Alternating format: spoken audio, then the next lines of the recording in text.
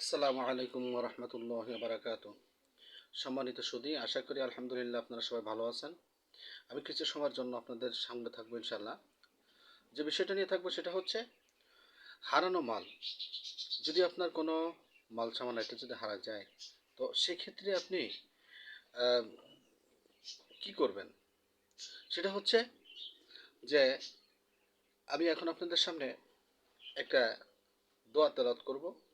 যে দোয়াটা আপনি যদি অধিক পরিমাণে এটা পড়তে থাকেন এবং এটা খুঁজতে থাকেন, আল্লাহ তাআলার মেহেরবানিতে আপনি আপনার মালটা পেয়ে যাবেন ইনশাআল্লাহ।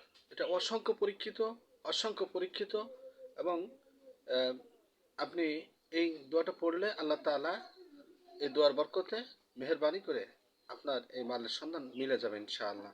সেটা হচ্ছে কি? দোয়াটা হচ্ছে বিসমিল্লাহির রহমানির রহিম। ইন্নাকা জামিউন নাস লিয়াউমি লা রাইবা ফিহি ইন্নাল্লাহা লা ইফলিহুল মিআদ ইসমা বাইনি ওয়া বাইনা কাজা। বলে রাখি, সেটা হচ্ছে যে আপনি যখন কাজা এটা যখন এই দোয়ার শেষ যখন কাজা এটাকে যখন পড়বেন বা এটা যখন আপনি উচ্চারণ করবেন, তখন এই কাজাটা উচ্চারণ না করে আপনার যে মালটা হারাইছে বা মালটা আপনি পাচ্ছেন না, সেই মালটা আপনি আহ, মালটার নাম এখানে উচ্চারণ করবেন। আমি দোয়াটা আবারও তেলাওয়াত করতেছি। বিসমিল্লাহির রহমানির রহিম।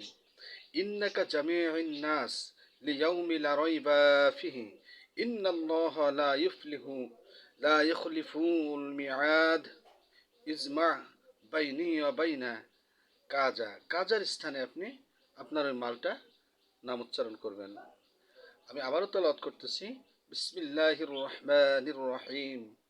ইন্নাকা জামিউন নাস লিয়াউমি লা রাইবা ফিহি ইন্নাল্লাহা লা ইফলিহুল মিআদ ইজমা বাইনি ওয়া বাইনা কাজার স্থানে আপনার মাল।